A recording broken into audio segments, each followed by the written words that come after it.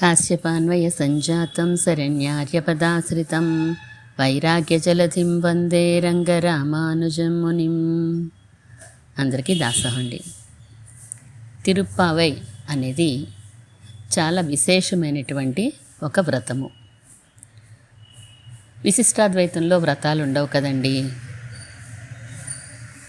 కొన్ని నియమాలు చెప్పింది కాబట్టి ఈ వ్రతంలో ఇలా ఉందాం అని దీన్ని వ్రతము అన్నారు, అంతే. ఈ తిరుప్పావిని ఎవరు రచించారు? గోదాదేవి, ఆండాళ్ళు అని రెండు ఆమెకే పేర్లు. కోదై నాచియార్ అంటారు, చూడి కొడుత నాచియార్ అంటారు, పాడి కొడుత నాచియార్ అంటారు. ఇవన్నీ ఆమెకున్న బిరుదులు, ఆమె చేసిన పనులను బట్టి వచ్చినటువంటి పేర్లు. ఆళ్వార్లందరూ కూడా తమిళ దేశంలో అవతరించడం వలన వారు రచించిన గ్రంథాలన్నీ కూడా తమిళ భాషలోనే ఉంటాయి. ఉదాహరణకి మరాఠా దేశంలో అవతరిస్తే ఆ మంగళ హారతి ఇచ్చేటప్పుడంతా ఆ మరాఠీ భాషలో ఉండేటువంటి శ్లోకాల్లో చదువుతూ ఉంటారు. ఇక్కడ తమిళ దేశంలో అవతరించడం వలన ఇవన్నీ తమిళ భాషలో ఉంటాయి. మనకి అర్థం తెలుసుకుంటే చాలా చాలా మధురంగా ఉంటుంది. ఆళ్వార్ల భక్తిని కూడా మధుర భక్తి అని అంటూ ఉంటారు. గోపికల భక్తిలాగే ఆళ్వార్ల భక్తి కూడా మధుర భక్తి. అసలు ఆళ్వారంటే ఎవరు? ఆళ్వారంటే భక్తిలో మునిగినటువంటి వారు అని అర్థం.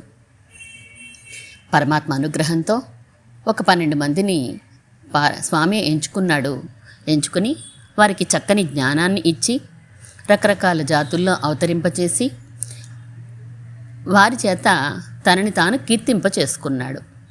వారందరూ 12 మంది కూడా భగవంతుణ్ణి తమ ప్రేమతో భక్తితో చాలా చక్కగా కీర్తించారు. 12 మంది పాడినటువంటి పాసురాల సంఖ్యని లెక్క పెడితే మనకి 4000 పాసురాలు అవుతాయి. అందుకనే 4000 పాసురాలు అని అంటారు. 12 మంది ఆళ్వార్లు పాడింది 4000 పాసురాలు. వారు తమ ప్రబంధాలలో, తమ గ్రంథాలలో ఏవైతే దివిదేశాలని అంటే స్థలాలని, క్షేత్రాలని కీర్తించారో వాటినే దివ్య దేశములు అని అంటారు. అక్కడ ఆళ్వార్లు ఖచ్చితంగా ఉంటారు. నమ్మాళ్వార్లు ముఖ్యమైన వారు కాబట్టి ఆయన ఖచ్చితంగా ఉంటారు. రామానుజుల వారు కూడా ఖచ్చితంగా ఉంటారు. ఆళ్వార్లందరికీ ప్రతినిధిగా నమ్మాళ్వారు, ఆచార్యులందరికీ ప్రతినిధిగా రామానుజులు ఉంటారు. అలా నమ్మాళ్వార్లు, రామానుజులు ఎక్కడ వేయించేసి ఉంటారో అక్కడ దివ్య ప్రబంధ గానం రోజు చదువుతూ ఉండాలి అని రామానుజుల వారు ఏర్పరిచారు.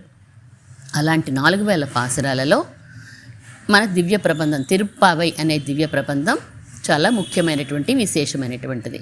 12 మంది ఆళ్వార్లో గోదాదేవి ఒక్కరే స్త్రీలు, మిగతా వాళ్ళందరూ పురుషులుగానే వచ్చారు. వీరందరూ చెప్పింది 1% కూడా ఎక్కడ కాంట్రవర్సీ ఉండదు. వాళ్ళు చెప్పిన దాంట్లో అందరూ ఒకే విధమైనటువంటి భావనతోటి, ఒకే విధమైనటువంటి ప్రేమతోటి చెప్పారు. చాలా వివిధ ప్రాంతాల్లో అవతరించారు. కానీ వారు చెప్పింది మాత్రం ఒకే విధమైనటువంటి భక్తి ప్రపత్తి. భక్తి అంటే మనకు తెలుసు, ప్రేమ భక్తిగా మారుతుంది ప్రేమించగా.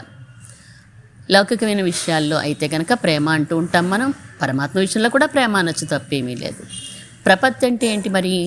ప్రపత్తి అంటే స్వామి, నా రక్షణ నేను చేసుకోలేను, నాకేం కావాలో నాకు తెలియదు, నేను ఏదో విధంగా నిన్ను సాధించాలి అంటే నిన్ను పొందాలి అని అనుకుంటున్నాను, కానీ ఎలా పొందాలో కూడా నాకు తెలియదు, నా భారం నీదేనయ్యా, నువ్వే రక్షించవలసింది అని చెప్పి ఆయన పాదాలనే పట్టుకుని ఉండడాన్నే ప్రపత్తి అని అంటారు. ఈ ప్రపత్తిని, ఈ భక్తితోటే పాసురాలన్నీ పాడారు మన ఆళ్వార్లు 12 మంది కూడా. చాలా వేదాంత విషయాలన్నీ కూడా ఇందులో ఉన్నాయండి అని పెద్దలు చెప్తూ ఉంటారు. ఋషులు కూడా పాడారు. మనకి సంస్కృత వేదం అంతా కూడా ఋషులు కూడా పాడారు. కానీ ఋషులు తమ శక్తితో వాళ్ళు తపస్సులు చేసి స్వామిని ప్రార్థించి లేదా లౌకికమైన కోరికలు కోరుకున్న ఋషులు కూడా ఉన్నారు. నాకు ఇది ఇవ్వి, నేను ఇంత తపస్సు చేశాను అని కోరుకున్న వారు కూడా ఉన్నారు. అలాగే భగవంతుని దర్శించిన వారు ఋషులు కూడా ఉన్నారు. మహర్షులు, రాజర్షులు, బ్రహ్మర్షులు ఇలా చాలామంది ఉన్నారు. కానీ మహర్షులకి వీళ్ళకి ఆళ్వార్లకి తేడా ఏంటంటే, మహర్షులు స్వామిని ప్రార్థించి ఏదో ఒకటి పొందారు. ఇది కావాలి, ఇది ఇస్తాను, నాకు ఇది ఇవ్వి అని అడిగారు. ఆళ్వార్లు అలా కాదు. స్వామి, నాకేం అక్కర్లేదయ్యా, నువ్వు హాయిగా సుఖంగా ఆనందంగా ఉంటే చాలు అనే ప్రేమ వీరిది. 2 కోరికలు లేవు వీళ్ళకి. భగవంతుడు చల్లగా ఉండాలి, లేదా భగవంతుడా నీ దగ్గరికి నన్ను తీసుకెళ్ళిపో, భగవంతుడా ఎక్కడున్నా నీ కైంకర్యం నా చేత చేయించుకో. కైంకర్యం అంటే పరమాత్మకి ఆనందం కలిగించే విధంగా సేవ చేసుకోవడం. ఇలా నన్ను ఉంచుకో అని ఆళ్వార్లందరూ కోరేరే తప్ప, స్వామి నేను ఇన్ని 100 పాసురాలు నీ గురించి పాడాను కదా, నాకు ఇది ఇస్తావా అని ఎప్పుడూ అడగలేదు ఏ ఆళ్వార్లు కూడా. అంటే అనన్యమైనటువంటి ఇతర అన్యం అంటే ఇతరము కదా, ఇతరముల మీద ఏదీ ప్రేమ లేదు, అనన్యమైనటువంటి ప్రేమతోటి పరమాత్మని కీర్తించారు. అసలు పరమాత్మ అంటే ఎవరు, భగవంతుడంటే ఎవరు, దేవుడంటే ఎవరు, దేవత అంటే ఎవరు? వీరందరూ ఒక్కటేనా, వేరువేరా? అంటే దేవుడు దేవత అంటే కేవలం దివ్యత్వం కలిగిన వారు అని అర్థం. మనం తిరుప్పావే ప్రబంధం గురించి తెలుసుకోవాలి అని అనుకున్నప్పుడు ప్రాథమికమైనటువంటి విషయాలు కొన్ని తెలిస్తే తప్ప మనం తిరుప్పావేని అర్థం చేసుకోలేం. కాబట్టి ముందుగా దాసురాలు ఈ విషయాలు చెప్తోంది. తెలిసిన వారికే, అందరూ మీరు తెలిసిన వారే అయ్యి ఉంటారు, కానీ ఒక్కసారి మళ్ళీ గుర్తు చేసుకుంటే మనకి తిరుప్పావే చదువుకునేటప్పుడు సందేహాలు రాకుండా ఉంటాయని చెప్పుకుంటున్నాం. సరే, పరమాత్మ అంటే అందరికంటే గొప్పదైన ఆత్మ కలిగిన వాడు పరమాత్మ. భగవానుడు అంటే కళ్యాణ గుణాలు, మంచి మంచి గుణాలన్నీ, దయ, కరుణ, వాత్సల్యము, ఇలాంటి గుణాలన్నీ కలిగినటువంటి వాడు. ఏవైతే చెడ్డ గుణాలు ఉంటాయో అవి లేనటువంటి వాడు, ఆయన్ని భగవానుడు అని అంటారు. అలాగే పెరుమాళ్ అంటూ ఉంటారు అస్తమాను. తమిళంలో పెరుం ఆళ్ అంటే పురుషోత్తముడు అని అర్థం. పరమాత్మ, భగవానుడు, పెరుమాళ్ళు ఇవన్నీ ఒకటే. మనందరికీ తెలుసు, చుట్టూ ఉన్న ప్రపంచం చూసామనుకోండి, మనకి చెట్లు పుట్లు కనిపిస్తాయి, ఓకే, జంతువులు, కీటకాలు, పక్షులు కనిపిస్తాయి, అలాగే మనుషులు కనిపిస్తూ ఉంటారు. ఈ 3 ఉన్నాయా ఎంటిటీసు? ఇంకా ఉన్నాయా? చూస్తే మనం వర్షం కావాలి అంటే పడట్లేదు, నాకు సైక్లోన్ వద్దు అంటే ఆగట్లేదు. అంటే మనల్ని నియంత్రించే శక్తులు ఇంకా ఏయో ఉన్నాయి, మన కంటికి కనిపించట్లా, కానీ ఉన్నాయని వేదం చెప్తోంది. మనది వేదభూమి కదా, కర్మభూమి, వేదభూమి. వేదము అంటే మన ఇంద్రియాలకి కనిపించినటువంటి విషయాల్ని చెప్పేదే వేదము. ఇంద్రియ గోచరం కానటువంటి విషయాల గురించి చక్కగా మన మహర్షులంతా దర్శించిందంతా కూడా పరమాత్మే ప్రవర్తింపచేసింది ఆ వేదము. అందులో ఎన్ని కూడా మహర్షులు దర్శించిన మంత్రాలు ఉంటాయి. ఈ మన సైన్స్కి అందవు అవేమీ కూడాను. అలాంటి విషయాలు చెప్తుంది వేదం. కర్మ అంటే పని. మన కర్మభూమి అంటే గనక భారతదేశం ఒకటే కర్మభూమి, మిగిలిన అమెరికా, జపాను ఇవన్నీ కూడా భోగభూములు అని అంటారు. అంటే మనం క్రితం జన్మలో, మనం పునర్జన్మను నమ్ముతాం కదా, క్రితం జన్మల్లో ఏం చేసుకున్నామో మనకి తెలియదు.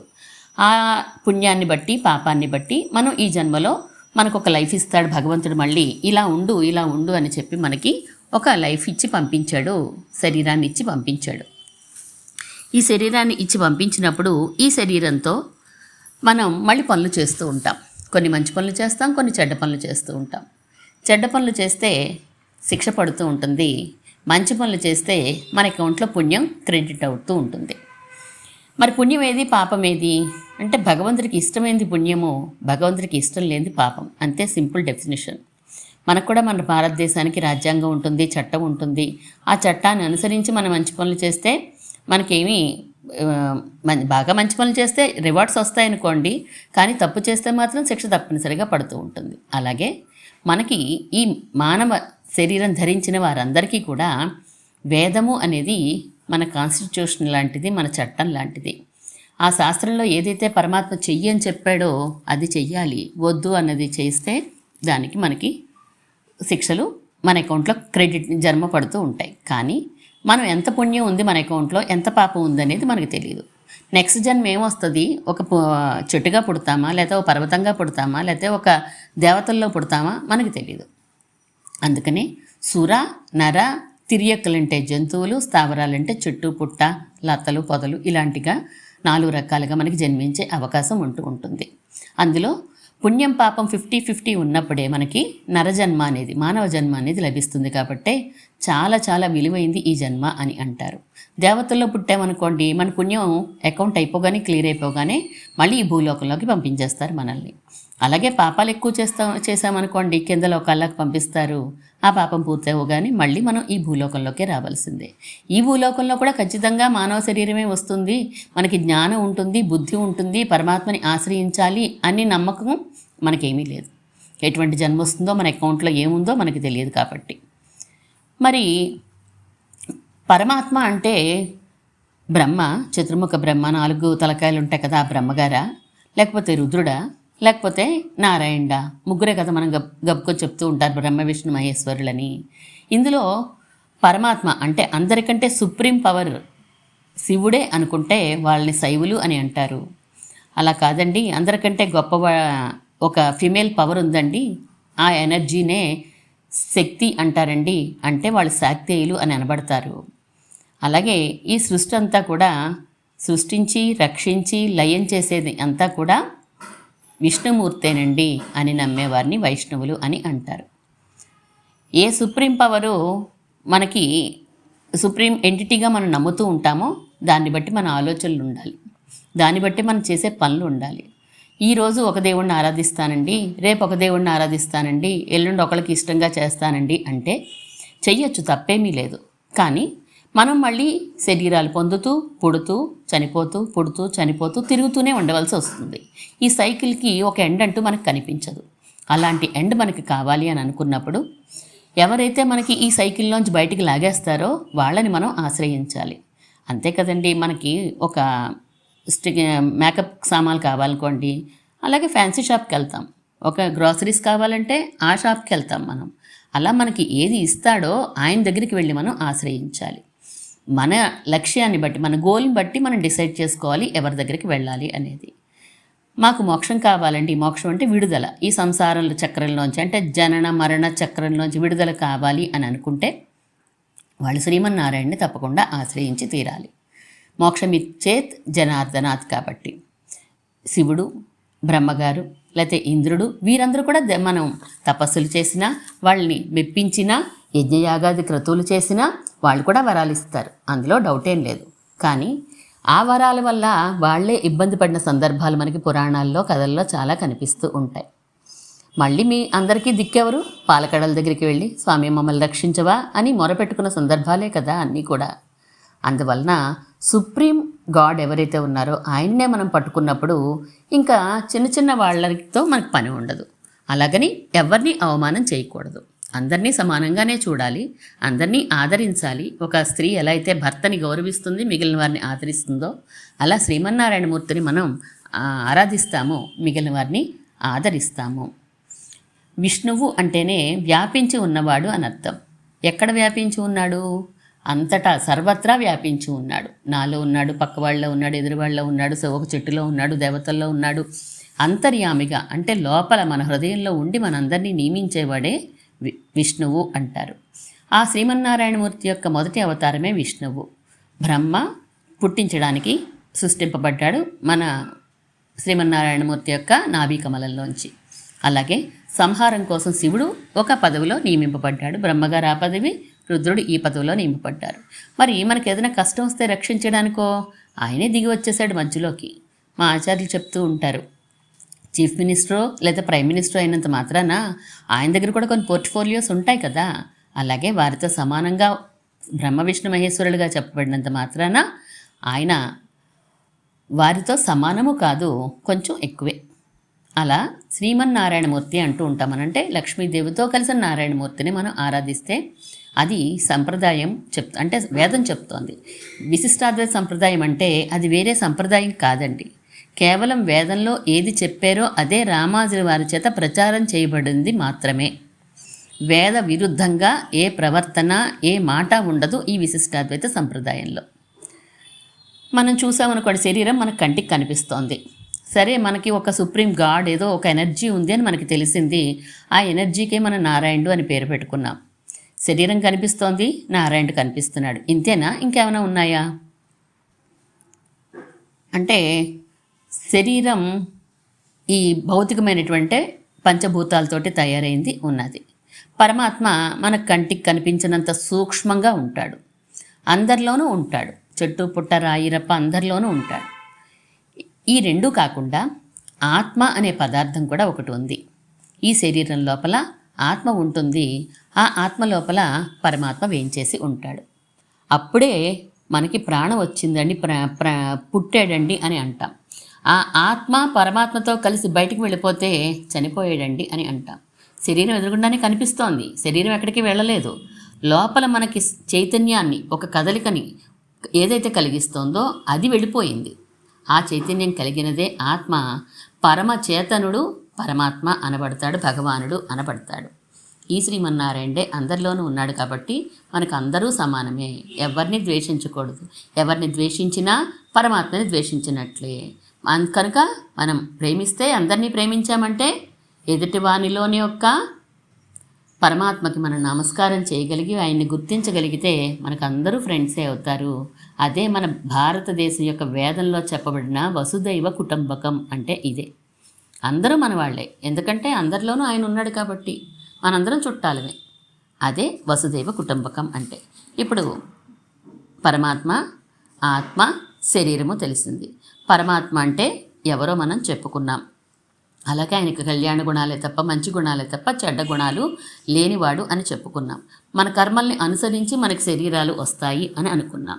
మన గోల్ని బట్టి మనం చేసే పని ఉండాలి అని మనం నిశ్చయించుకున్నాం.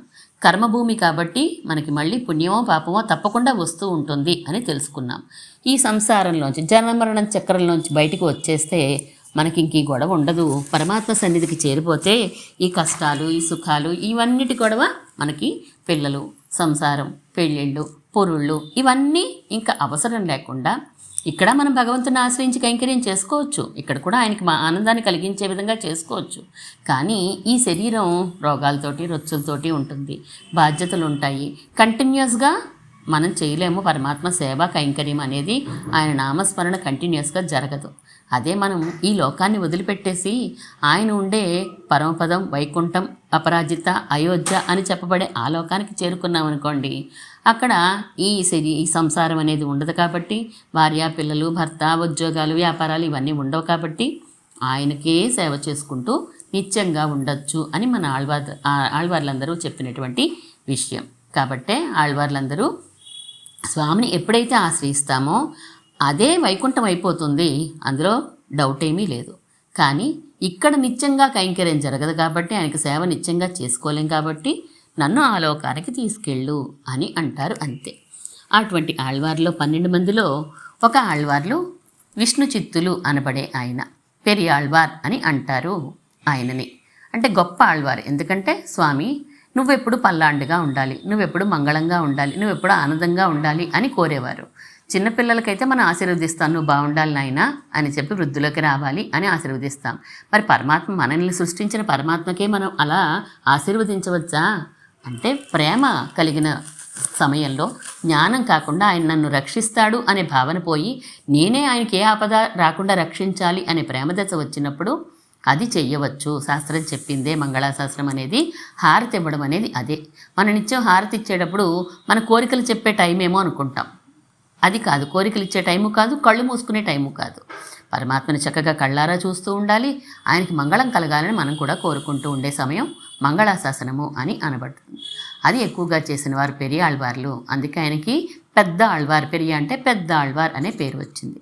ఆయన శ్రీవిల్లిపుత్తూర్ అనే తమిళనాడులో ఉండే క్షేత్రంలో ఉండేవారు. అక్కడ వటపత్ర సాయి సన్నిధి ఉంది. ఆయనకి ప్రతిరోజు మాలలు కట్టి, తోటలు పెంచి, పుష్పమాలలు, తులసి మాలలు కట్టి సమర్పిస్తూ ఉండేవారు. ఆయనకు ఒకరోజు అక్కడ పాదులు తవ్వుతూ ఉండగా తులసివనంలో ఒక చిన్న పాప దొరుకుతుంది. ఎలా అయితే జనక మహారాజుకి సీతాదేవి మామూలుగా మనలా పుట్టకుండా నాగేటి చాలుకు దొరికిందో, అలా ఈయనకి తులసి వనం మధ్యలో దొరికింది ఒక పాప. సరే పిల్లలు లేరని పెంచుకున్నారు, ఇంటికి తీసుకెళ్లారు. చక్కగా తేలిగ్గా పుష్పమాలలా ఉంది అని కోదయ్ అని పేరు పెట్టారు ఆమెకు. కోదయ్ అంటే పుష్పమాలిక అని అర్థం. ఆ మాల అని పేరు పెట్టి అలాగే పెంచుకున్నారు. కృష్ణుడి గురించినటువంటి విషయాలు, దివ్య దేశాల గురించి విషయాలు, రంగనాథుడి గురించి విషయాలు అన్నీ చెప్తూ పెంచారు ఆ అమ్మాయిని. ఒక 5 సంవత్సరాలు వచ్చేసరికి భూదేవంశే ఆండాళ్ళుగా వచ్చింది భూదేవి.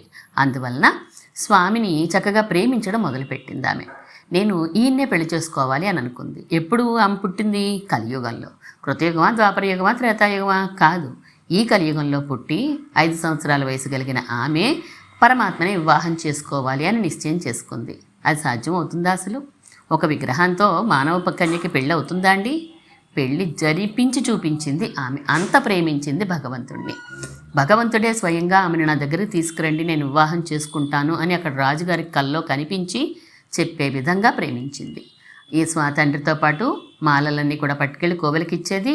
మధ్య మధ్యలో తన అందం చూసుకుంటూ ఆ మాలలు వేసుకుని అక్కడ ఉండే బావిలో తన అందం చూసుకుంటూ స్వామి అందానికి నేను సరిపోతానా అని కూడా చూసుకునేది ఆమె. తాను ధరించి విడిచిన మాలని మళ్ళీ తిరిగి బొట్టులో పెట్టేసేది. తండ్రి గారు తిరిగి తీసుకెళ్లేవారు తెలియకుండా. పాప ఆయనకి తెలియదు కదా ఆ అమ్మాయి ధరించి ఇచ్చింది అని. మానవులం మనం ధరించి ఇవ్వచ్చా? ఆయనకి ఇవ్వకూడదు కదా. కానీ అవే చాలా ప్రీతితో స్వీకరించి కోరి మరీ తీసుకున్నాడు అక్కడ ఉండే వటపత్ర సాయి. ఆమెకి కృష్ణుడంటే ఇష్టము. వటపత్ర సాయికి మాలలు ఇచ్చింది.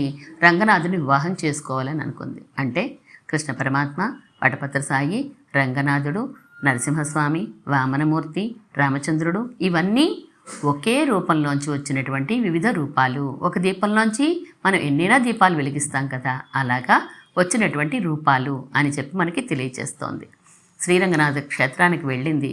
ఈలోపే తిరుప్పావై అనే ఒక ప్రబంధాన్ని, నాచ్యార్ తిరుముడి అనే ఒక గ్రంథాన్ని, 2 గ్రంథాలు రచించింది ఆమె. పరమాత్మ దగ్గరికి వెళ్ళి వివాహం విగ్రహ రూపంలోనే చేసుకున్నాడు స్వామి. చేసుకున్న తర్వాత ఆమె మూలవర్ల దగ్గరికి వెళ్ళింది. ఉత్సవర్లతో వివాహం అయింది. మూలవర్ల సన్నిధి లోపలికి వెళ్ళింది గర్భగృహంలోకి. ఆ శ్రీమన్నారాయణ యొక్క అంటే రంగనాథుడు పవళించి ఉన్నాడు కదా, ఆయన యొక్క శ్రీపాదాల్లో అంతర్ధానం అయిపోయింది, డిజపియర్డ్. మళ్ళీ కనిపించలేదు ఆమె. అంటే మానవ జన్మలో కూడా, మానవునిగా పుట్టినా ఈ కలియుగంలో కూడా మనం పరమాత్మని చేరుకోవచ్చు అని మనకు ఒక రోల్ మోడల్లా నిలబడింది ఆమె. ఆమె భూదేవి కదండి, అక్కడి నుంచి వచ్చినాము కాబట్టి సాధ్యమైంది అని అనుకోవడానికి లేదు. ఆమె భూదేవి అయినప్పటికీ మాయలేమీ చేయలేదు. ఆమె మానవ కన్యలాగే జీవించింది, ప్రేమించింది, పాడింది. పాడి పాసురాలు ఇచ్చింది కాబట్టి, 143 పాసురాలు ఇచ్చింది కాబట్టి పాడి కొడుత నాచ్యార్ అంటారు. నాచ్యార్ అంటే తల్లిగారు అని అర్థం, అమ్మగారు అని అర్థం. పాడి కొడుత నాచ్యార్, సూడి కొడుత నాచ్యార్. మాలలు ధరించి ఇచ్చింది, పాసురాలు పాడి ఇచ్చింది. గోదా అంటే నన్ను రక్షించడానికి వచ్చావా తల్లి, సాక్షాత్తుగా రంగనాథుడికే మామగారిని చేసేసావే నన్ను అని పెరియాళ్వార్లు ఆనందంతో గోదా అని పిలిచారు. గోదని ఆండాళ్ అని పిలిచారు. ఆండాళ్ అంటే నన్ను రక్షించడానికి వచ్చిన దాన అని అర్థంతో పిలిచారు. అలాంటి ఆమె చెప్పింది ఈ 30 పాసురాలు. 30 పాసురాలు కూడా కొంచెం తమిళం వచ్చిన వారికైతే చాలా ఈజీగా అర్థమవుతాయి. కానీ మనం కూడా అర్థం చేసుకోవడానికే ప్రయత్నం చేద్దాము. చిన్న చిన్న పదాల్లో ఉంటుంది, భావం కూడా ఏమీ ఉండదు. చక్కగా ఆ నామాన్ని అనుసంధానం చెయ్యండి. పరమాత్మకి ఏదైనా పుష్ప కైంకర్యం చేసుకోండి.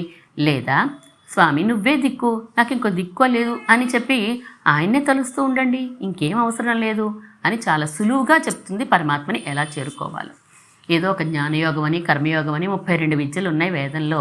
పరమాత్మని చేరుకోవాలి మీరు అనుకుంటున్నారా? ఇందులో ఏదో ఒకటి చేయండి. ఎన్నో జన్మలకి మీకు తప్పకుండా పరమాత్మ అనుగ్రహం లభిస్తుంది అని ఉంటాయి అందులో. కానీ కృష్ణ పరమాత్మ చెప్పాడు కదండి భగవద్గీతలో, సర్వధర్మాన్ పరిత్యజ్య మామేకం శరణం వ్రజ అహం త్వా సర్వ పాపేభ్యో మోక్ష ఇష్యామి మా శుచః.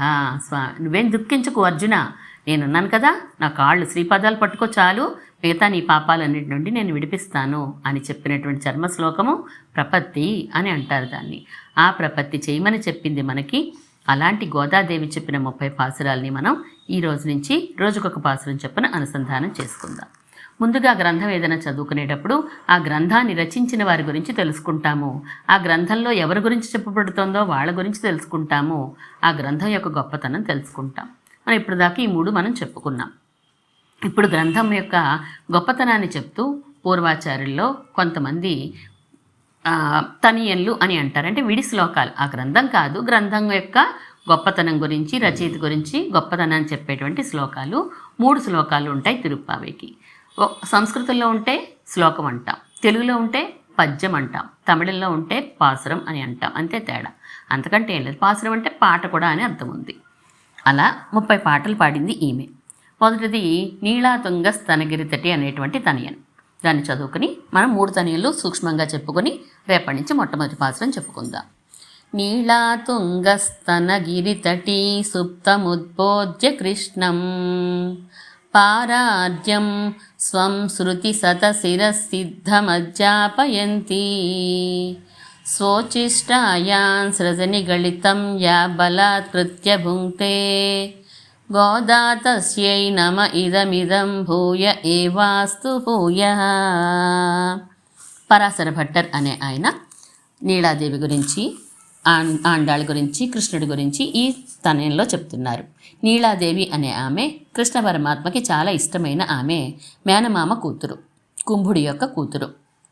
ఆమె అంటే చాలా ఇష్టం కాబట్టి ఒక 7 పొగరుగా ఉన్నటువంటి ఎద్దుల్ని పెట్టాడు ఆయన స్వయంవరం కింద. ఆ 7 ఎద్దుల్ని ఎవరైతే తమ వశంలోకి తెచ్చుకుంటారో లేదా సంహరిస్తారో వారికి మా అమ్మాయిని ఇచ్చి పెళ్లి చేస్తాను అని. కృష్ణ పరమాత్మ అలాగే చేశాడు. నీలాదేవిని నప్పిన్న పిరాటి అని కూడా పేరు ఆమెకు. ఆమెను వివాహం చేసుకున్నాడు కృష్ణ పరమాత్మ. అలాంటి నీలాదేవితో కలిసి సుఖంగా ఉన్నావు కృష్ణ పరమాత్మ, నువ్వు హాయిగా పడుకుని ఉన్నావు. నీ పని ఏంటి? ఈ జీవుల్ని ఎవరైతే మనుషులుగా వచ్చారో, ఎవరైతే జంతువులుగా ఉన్నారో, జీవుడు అంటే ఆత్మనార్థం, ఈ వీటన్నిటిని కూడా రక్షించవలసిన బాధ్యత నీదే కదా. నువ్వు వీటందరికీ స్వామిగా ఉన్నావు కదా, మరి నువ్వు పడుకుంటే ఎలాగయ్యా? నీ డ్యూటీ నువ్వు చెయ్యి, లేకు, వీళ్ళందరినీ కూడా రక్షించు అని చెప్పి, గోదాదేవి అత్యంత ప్రేమ కలిగిన వారే కదా, పరమాత్మను కూడా బెదిరించగలరు, పరమాత్మ కూడా క్లాస్ తీసుకోగలరు. అంత ప్రేమ కలిగిన ఆమె కాబట్టి స్వామిని చెప్తోంది, నువ్వు లేచి నీ డ్యూటీ చేయవయ్యా, పడుకోకలాగా అమ్మతో కలిసి అని అంటోంది. ఏం చేసింది? ప్రేమతో కట్టేసింది ఆయన్ని. తన పూల మాలికలతోటి ఆయన్ని కట్టేసింది. సృజనిగళితం, అలా చక్కగా పరమాత్మకి క్లాస్ తీసుకున్నటువంటి అధ్యాపయంతి, ఒక టీచర్లా చెప్పింది ఆమె. అంత ప్రేమమూర్తి అయినటువంటి గోదాదేవికి నేను అనేక నమస్కారాలు తెలియచేస్తున్నాను అని పరాశర భట్టర్ వారు కీర్తించారు. తర్వాత ఉండే తనయలు రెండింటినీ కూడా తమిళంలో ఉన్నాయి. ఆ రెండు కూడా నాదమునుల శిష్యులైన ఉయ్యకొండార్ అనే ఆయన చెప్పినటువంటి తనయలు ఇవి రెండు కూడా.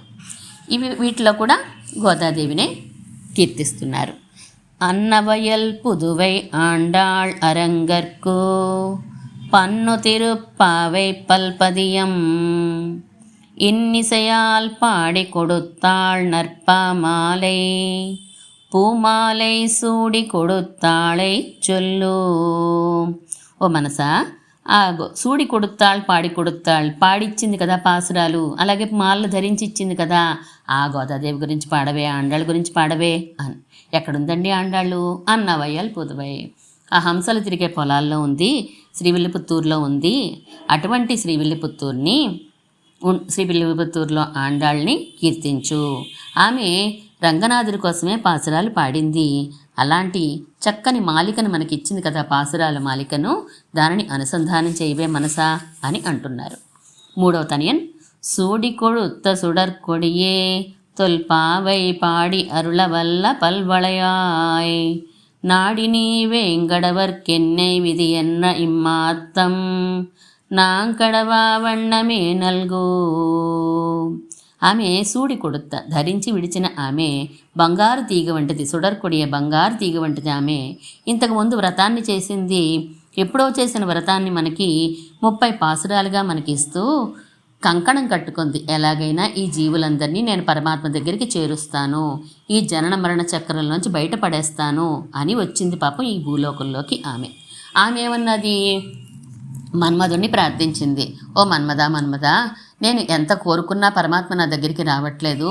నువ్వు కొంచెం ఆ తిరువేంగడంలో అంటే తిరుమలలో ఉన్నాడు కదా స్వామి, ఆ వెంకటేశ్వర స్వామితోటి నన్ను చేర్చవా, నేను పరమాత్మని పొందాలనుకుంటున్నాను అని నువ్వు ప్రార్థించావు కదా తల్లి, ఓ గోదాదేవి, ఓ ఆండాళ్ళే. అలాగే మేము కూడా ఎప్పుడూ పరమాత్మతోటే కలిసి ఉండాలి అని అనుకుంటున్నాము. నువ్వు చేసిన ప్రార్థనే మేము చేస్తున్నాము. నువ్వు వెంకటేశ్వర స్వామి అని అన్నావు, మేము కూడా అలాగే రంగనాథుడినో నారాయణమూర్తిని విడిచిపెట్టకుండా ఉండేలాగా, లేదా కృష్ణ పరమాత్మని విడిచిపెట్టకుండా ఉండేలాగా మా ప్రార్థనని కూడా నువ్వు మన్నించవలసింది, మమ్మల్ని కూడా అనుగ్రహించవలసింది తల్లి అని అంటున్నారు. ఏ గ్రంథమైనా మనం చదువుకునేటప్పుడు ఆ గ్రంథ రచయితని లేదా రచయిత్రిని ప్రార్థిస్తే అది మనకి అర్థమవుతుంది, మనకి జ్ఞానంలోకి వస్తుంది. అంటే మన అనుసంధానం చేసుకునేటప్పుడు దానిలో ఉండే భావం మనకి తెలుస్తుంది.